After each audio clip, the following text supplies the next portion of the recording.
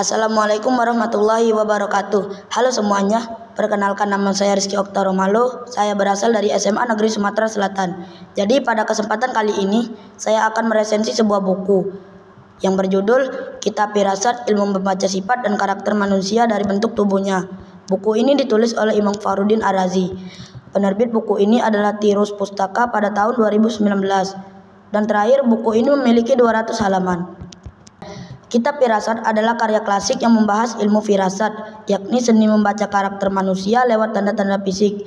Buku ini tidak hanya fokus pada kata-kata atau ekspresi emosional, melainkan mengajak kita untuk mengenali kepribadian seseorang dari bentuk wajah, postur tubuh, hingga gerakan fisik mereka. Dengan pendekatan yang tajam dan penuh pengamatan, Imam Fakhruddin Ar-Razi menyajikan ilmu firasat sebagai sesuatu yang logis dan berakar dari tradisi keilmuan Islam.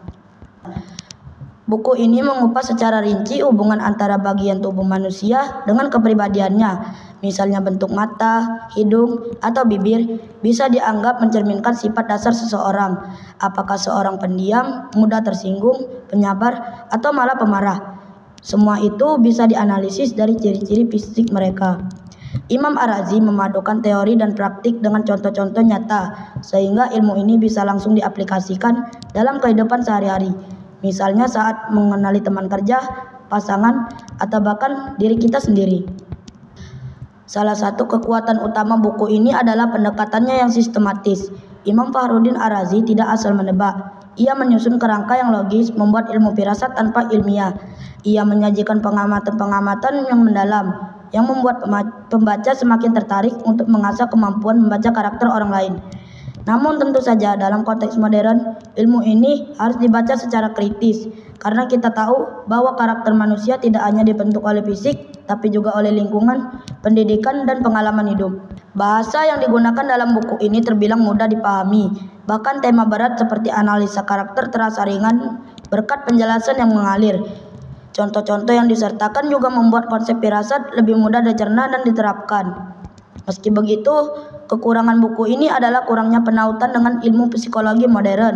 Untuk pembaca masa kini, ini menjadi tantangan, tapi juga menjadi peluang untuk menggali dan membandingkan perspektif klasik dan kontemporer.